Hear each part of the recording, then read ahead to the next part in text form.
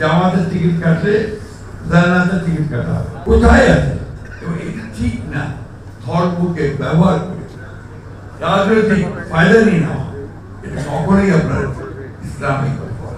আমরা 15-16 বছর ধরে দেখেছি ফ্যাসিস্ট হাসিনা কি করে এইভাবে প্রতিটি মানুষের অধিকারকে কেড়ে নিয়েছে, ভোটের অধিকার কেড়ে নিয়েছে, আমার ধর্ম পালনের অধিকার পর্যন্ত কেড়ে। আমি যখন খুব ছোট, যখন আপনার অক্ষর জ্ঞান আমার মা আমাকে দিতে শুরু করেছেন, তখন আপনার সরেও সরেয়া ক খ সেই সঙ্গে কিন্তু আলেফ বে তে সে সেটাও আমাদের এবং এইভাবেই কিন্তু আমরা যারা ইসলাম ধর্ম বিশ্বাস করি আমাদের শৈশব কাল থেকেই আমরা কিন্তু ওই আমাদের যে কৃষ্টি, আমাদের যে শিক্ষা, সেটা আমাদের পরিবার থেকেই তৈরি হয়। পরিবার থেকে তৈরি হয় বলেই আমাদের ধর্ম ইসলাম আমাদের যে শিক্ষা দেয় সেই শিক্ষাগুলো আমাদের আপনার মননে অর্থাৎ আপনাদের মনস্তাত্ত্বিক বিষয়ে সেটা চলে আসে। আমার একজন অত্যন্ত শ্রদ্ধেয় শিক্ষক ছিলেন মৌলানা তামিজউদ্দিন আহমেদ, বিখ্যাত আলেম ছিলেন ওই এলাকায় এবং ওখানকার আলিয়া মাদ্রাসার প্রিন্সিপাল ছিলেন এবং আমাদের ঠাকুরায় জামে মসজিদের পেশ ইমাম ছিলেন এবং কেন্দ্রীয় যে আপনার জামাত হয়, ঈদের জামাত, সেই জামাতের অত্যন্ত বিদ্বান পণ্ডিত স্কলার লোক ছিলেন। অনেক ঘটনা আছে, আমি শুধু একটু বলতে চাই।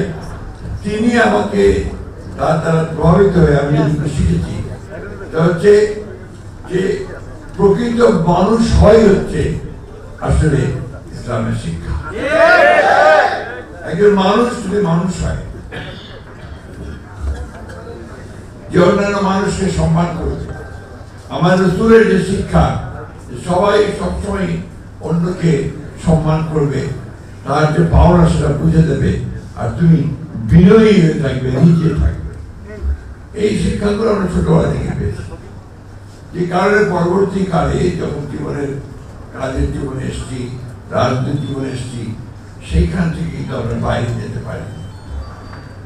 সেই কারণেই আমরা যারা আপনার সেই শিক্ষায় অন্তত কিছুটা আভাস পেয়েছি, কিছুটা কাছে যেতে পেরেছি, আমরা সহজে কিন্তু আপনার অন্যায় কাজ করতে পারি।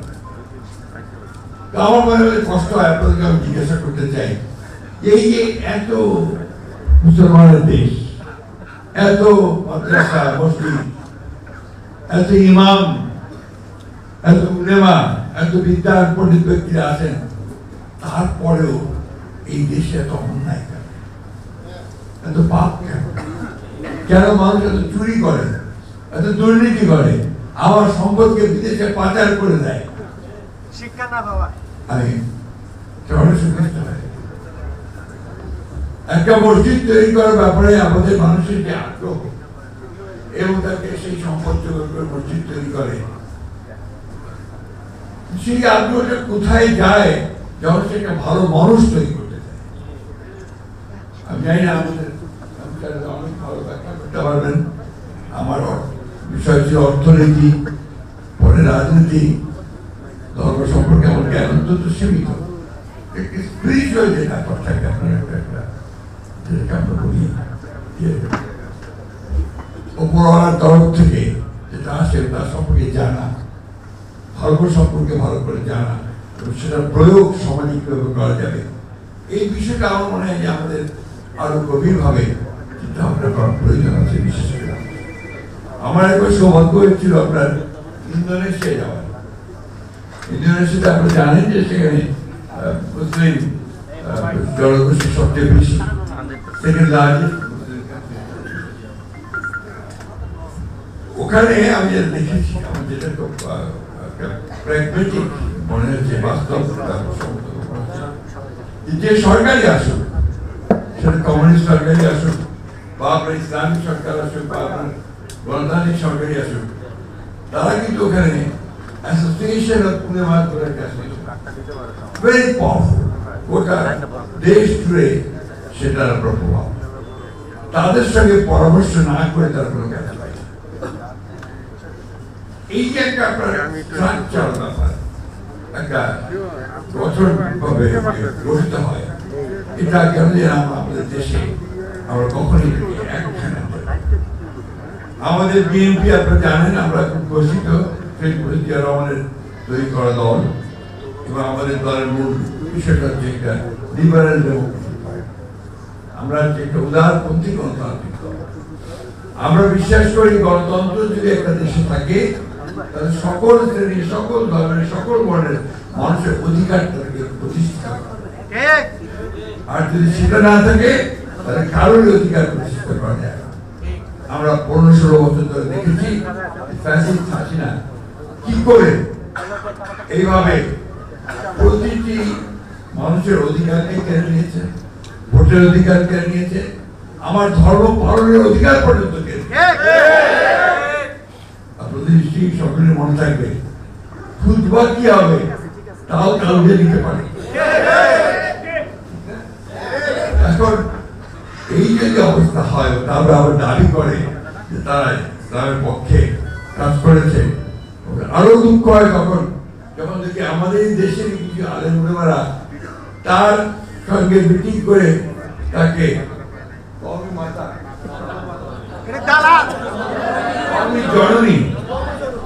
জননী তাকে আপনার উপাধি দিচ্ছে।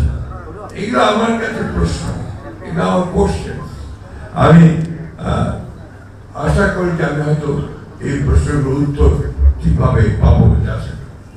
যাই হোক, আমি আর কাজের কথায় আসি। আপনারা এই 15-16 বছর দেখেছেন কিভাবে একটা ফ্যাসিস্ট শক্তি বাংলাদেশের সমস্ত প্রতিষ্ঠানগুলোকে নষ্ট করে দিয়েছে। সবখানে সেটা নিজের লোক, তার দলের লোক, তার নিজের লোককে বসানোর চেষ্টা করেছে। বসানোর চেষ্টা করতে গিয়ে আপনার গোটা প্রতিষ্ঠানগুলোকে ধ্বংস করে ফেলেছে। আজকে ইসলামিক ফাউন্ডেশন তো একটা প্রতিষ্ঠান, সবচেয়ে মর্যাদাশীল ঐতিহ্যবাহী একটা প্রতিষ্ঠান। তো সেখানে যদি আপনার দলীয় লোককে বসানো হয়, পার্টিজান লোককে বসানো হয়, যারা বাইরে ইসলামের কথা বলবো কিন্তু মুখে ইসলাম বিশ্বাসী করে না, তাহলে তো সেটা সঠিকভাবে চলবে না, তাই না? আপনি আমাকে বলেন কোন দেশে ভারতের লোকেরা প্রতি পরিবর্তনের সঙ্গে সঙ্গে পালিয়ে যায়? বলেন, তখনই সম্ভব যদি ওই গভর্নমেন্টটা অত্যন্ত পার্টিজান হয়, দলগত হয়, রাজনীতিকরণ করে হয়, তাই না? এখন আমরা তো আপনারা নিজেরাই বলেছেন যে শহীদ প্রেসিডেন্ট রহমান সাহেবের সৃষ্ট দল, আমরা সবসময় ধর্মীয় মূল্যবোধকে সবচেয়ে বেশি গুরুত্ব দিয়েছি। আর আমাদের প্রেসিডেন্ট শহীদ জিয়া রহমান তিনি যখন দায়িত্বে আসলেন, দেখলেন ইসলামিক মুসলমান জনগোষ্ঠী হচ্ছে সবচেয়ে বেশি, তাদের ধর্মীয় মূল্যবোধ থেকে পুরস্কৃত করে সম্মান দেখানোর জন্য তিনি সংবিধানের মধ্যে বিসমিল্লাহির রহমানির রহিম সংবিধান করলেন, তাই না? এবং আল্লাহর উপরে অবিচল আস্থা ও বিশ্বাস রেখে সকল কার্য পরিচালিত হবে, এটা উনি বলেছেন। আমরা সেখান থেকে এক চিরো কোথাও লড়িয়ে বলার চেষ্টা করি সেটাকে আরো সমৃদ্ধ করবার। আপনারা বলেছেন যে আমাদের দেশের খালেদা জিয়া তিনি এই স্কিম শুরু করেছেন, তাই না? মসজিদ ভিত্তিক আপনার শিক্ষা দেওয়ার জন্য। এটা যা শুনলাম এটা আসলে অমানবিক, কারণ আপনাদের বেতন 8,000 টাকা এবং তারপরে সেটা 7 পাচ্ছেন না, তারপরে আবার নামটাও দিয়েছি কেয়ারটেকার।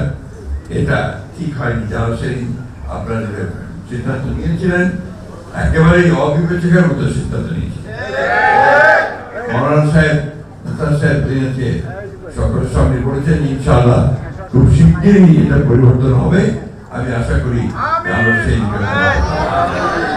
আমি কথা সংক্ষেপ বলবো।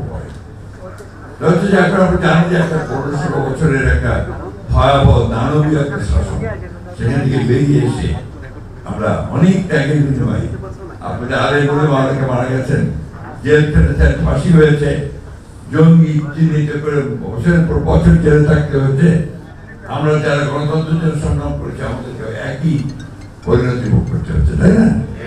সেই অবস্থায় আমরা সকলে আন্দোলন করে আমাদের ছেলেরা জীবন দিয়ে প্রাণ দিয়ে একটা পরিবর্তন নিয়ে আসছে। এই পরিবর্তনটাকে আমরা কাজে লাগাতে চাই, এই সুযোগটাকে ব্যবহার করে আমরা দেশে একটা গণতান্ত্রিক রাষ্ট্র ব্যবস্থা পার্মানেন্ট করতে চাই, পরিকল্পনা করতে চাই। তাহলে আপনাদেরও যেমন অধিকার প্রতিষ্ঠিত হবে, অন্যান্যদের অধিকারটা সেখানে প্রতিষ্ঠিত হবে সমান। এইটুকু বলতে পারি যে আমরা আপনাদের সকলের দোয়ায়, আল্লাহর অশেষ রহমতে যদি আমরা রাষ্ট্র পরিচালনার দায়িত্ব পাই, তাহলে আপনাদের এই সমস্যাগুলো সমাধান করা আমাদের অগ্রাধিকার হবে, প্রায়োরিটি হবে। এবং আমরা যেটা করতে চাই তা হচ্ছে যে এটাকে আধা এমনি ফেলে রেখে দেন, আমরা ইসলামিক ফাউন্ডেশনকে একটা ইনস্টিটিউশন, প্রতিষ্ঠানে পরিণত করতে চাই, যে রাষ্ট্রীয় ভাবে থাকবে, যেটা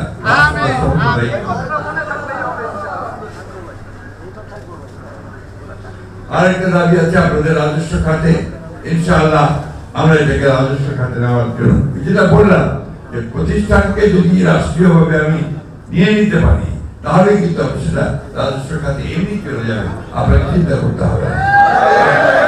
কারণ আমরা বিশ্বাস করি, আমি বিশ্বাস করি, আমরা সবাই বিশ্বাস করি, আমাদের এই যে মূল্যবোধের অধঃপতন হয়েছে, আমরা এই যে প্রতিদিন খবরের কাগজ খুললেই দেখি আপনার হত্যা, খুন, রাহাজানি, আপনার অন্যায়, ন্যায়, সব অপরাধ, এইগুলো বন্ধ হয়ে যায় যদি সত্যিকার অর্থে আমরা নৈতিক শিক্ষাটা পাই।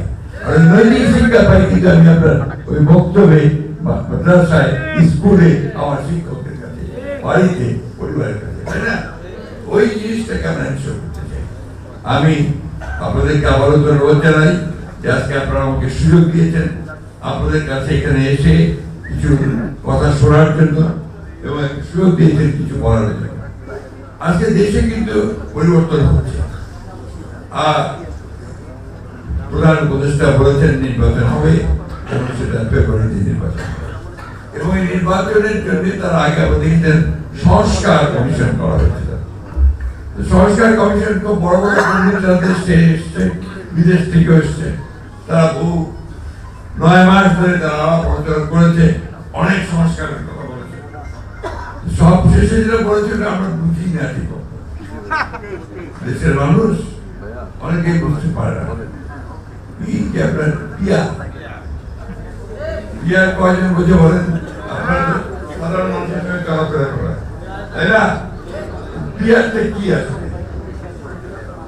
ইংরেজি শব্দ হচ্ছে প্রপোর্শনাল রিপ্রেজেন্টেশন। আমি ঠিক মতো বুঝতে কষ্ট হয়, বাংলাটা আরো কঠিন, আনুপাতিক প্রতিনিধিত্ব। এইগুলো সব কিন্তু আমরা পরিচিত না, তাই না? বাংলাদেশের মানুষ বোঝে ওয়ান ম্যান ওয়ান ভোট, একজন ব্যক্তি দাঁড়াবে, তার মার্কা থাকবে, থেকে মার্কে আমি ভোট দেবো, তাই তো? এটাই আমরা সব সময় সেই আদিকাল থেকে দেখে আসছি। এখন আপনি এটাকে পরিবর্তন করবেন, তার জন্য আবার গণভোট করবেন, গণভোটে থাকবে আবার হ্যাঁ না। এখন গণভোটে নাকি 4টা প্রশ্ন থাকবে, 4টা প্রশ্ন একটা গণভোটের ব্যালটে। এটা মানুষ কিছু এখন পর্যন্ত বুঝতেই পারছে না, কেউ বুঝতে পারছে না, শেষ দিন পর্যন্ত বুঝতেও পারবে না, দেখবেন শেষ দিন পর্যন্ত কেউ বুঝতেও পারবে না। আমি ওনাদের সঙ্গে যখন আলাপ করছিলাম, আমি বললাম যে আপনারা এইভাবে জিনিসটাকে আনেন কেন? আপনারা এমনভাবে আনেন যেন মানুষ আস্তে আস্তে ধাতস্থ হতে পারে। পরিবর্তন তো আমরা কে? বিএনপি আমরা 2016 সালে দেশের বেগম খালেদা জিয়া প্রথম তিনি ভিশন 2030 দিয়েছিলেন, অর্থাৎ 2020 সালে 30 সালে কিভাবে দেশ চলবে সে সম্পর্কে তিনি ধারণা দিয়েছিলেন। সেখানে কিন্তু এখন এই কক্ষ বিশিষ্ট পার্লামেন্ট এটা প্রস্তাব দিয়ে তখন গিয়েছে, এবং প্রধানমন্ত্রীর 2 বারের বেশি হওয়া উচিত না তার টার্ম, সেটাও তিনি দিয়েছিলেন। এরপরে 2023 সালে আমরা প্রথমে 27 দফা, ওরা অন্যান্য দলগুলোর সঙ্গে আলাপ করে আমরা 31 দফা কর্মসূচি দিয়েছি। ওখানে সংস্কারের সবকিছু আছে। সবকিছু বলা আছে। সুতরাং আমরা সংস্কার চাই, সংস্কার চেয়েছি এবং দেখেছি আমরা সব সার্থক করেছি, তাই না? দেখেছেন। এখন দেখা গেল ফাইনালি যখন আপনার সেই সুপারিশগুলো আসলো, তার অনেকগুলো বিষয় আছে যেগুলো আমরা সই করি না। অর্থাৎ এখানে একটা বলা যেতে পারে যে ওই কমিশন সঠিক কাজটা করে না। তারা যেগুলো একমত হয়েছে সব রাজনৈতিক দলগুলো, সেগুলো দিলেই সবচেয়ে ভালো। একটা রাজনৈতিক দল সমানে চিৎকার করছে পিয়ার দিতে, পিয়ার নামে নির্বাচন হবে না, অনেক হুঙ্কার টুঙ্কার হয়েছে, তাই না? এখন আবার সুর নরম হয়ে গেছে। এখন দেখা যাচ্ছে নির্বাচনের জন্য সব চতুর্দিকে দৌড় করছে, তাই তো? এই জিনিসগুলো ঠিক না। মানুষকে যেটা বলবেন সেটা সঠিকভাবে যাওয়া উচিত, কিন্তু মানুষকে বোকা বানিয়ে ভুল পথে পরিচালিত করা আমার মনে হয় আপনি সবাই আলেমুনিরা আছেন, এটা ইসলাম আমাদেরকে কোথাও বলেছে, এটা আমার কিছুদিন আগে একজন বললেন জামাতের টিকিট কাটলে জান্নাতের টিকিট কাটা হবে। কোথায় আছে আমাকে বলুন, কোথায় আছে? এবং এটা ঠিক না। ধর্মকে ব্যবহার করে রাজনৈতিক ফায়দা নিয়ে নেওয়া, এটা কখনোই আপনার ইসলামিক। এই কথাগুলো আমি এই জন্যই বলছি, এগুলো সমস্যা হয়ে দাঁড়িয়েছে কথাগুলো বলতে। এই কথাগুলো জনগণের সামনে আসা উচিত, বেশি করে আসা উচিত। সবচেয়ে বড় কথা হচ্ছে যে এই মহলটি তারা কিন্তু আপনার রাজনীতি অঙ্গনে দাঁড়াতে পারছে না। আমাদের তাদেরকে সুযোগ করে দেন রাজনীতি অঙ্গনে আসার, আইডিয়ার নামে। তারপরে তারা কাজ করেছেন, আমাদের সঙ্গেও কাজ করেছেন, আমরা তাদেরকে নিয়ে কাজ করেছি। কিন্তু দুর্ভাগ্যক্রমে গত 10 বছর কিন্তু আমরা তাদের এই ফ্যাসিস্ট হাসিনাকে পরাজিত করবার জন্য ভিজিবল দৃশ্যমান কোনো কাজ দেখিনি। ঢাকা বিশ্ববিদ্যালয়ের নির্বাচনে শুনতে পাই ছাত্রলীগের মধ্যে তারা ঢুকেছিল, শুনেছিল, আমরা জানা নেই আমার, অর্থাৎ ছাত্রলীগ সেজে তারা সেখানে। এই ধরনের কাজ তো আমরা করতে পারি। আমরা সরাসরি সামনাসামনি লড়াই করেছি। আমাদের 60 লক্ষ মানুষের মধ্যে মিথ্যা মামলা দেওয়া হয়েছে, আমাদের 20,000 লোককে হত্যা করা হয়েছে, প্রায় 1700 মানুষকে নেতা এমপি সহ গুম করে দেওয়া। আমরা 200, 300, 400 মামলা নিয়ে আসি, আমাদের 11 বার জেলে গেছি। আমরা একটা বিষয় আমরা পাচ্ছি যে আমরা গণতান্ত্রিক রাষ্ট্র চাই। দেশনেত্রী বেগম খালেদা 6 বছর কারাগারে রাখা হয়েছে। আমাদের নেতা তারেক রহমান সাহেব এখনো পর্যন্ত দেশে ফিরতে পারেন। এই যে ত্যাগ সকলের, এই যে 1400-1500 ছেলেকে হত্যা করা হলো, সব কিছু মিলিয়ে সুযোগ এসছে। আসুন আমরা সবাই মিলে অন্তত এই জায়গাতে আমরা ঐক্যবদ্ধ হই যে একটা সুন্দর সুষ্ঠু নির্বাচন সকলের অংশগ্রহণের মধ্যে দিয়ে গ্রহণযোগ্য একটা নির্বাচন করে আমরা একটা গণতান্ত্রিক সরকার, গণতান্ত্রিক পার্লামেন্ট গঠন করি, যার মধ্য দিয়ে আমরা আমাদের সমস্ত সমস্যাগুলোকে তুলে ধরতে পারবো। পার্লামেন্টে আলাপ হবে, সেই পার্লামেন্টে ডিসিশন হবে, সেটাই হবে জনগণের সিদ্ধান্ত। আমি সবশেষে আপনাদের সঙ্গে একাত্মতা ঘোষণা করছি এবং আশা করছি যে আগামী দিনগুলোতে আপনাদেরকে এগুলো নিয়ে এই আন্দোলন করতে হবে না, বা দেশ করতে হবে। ধন্যবাদ।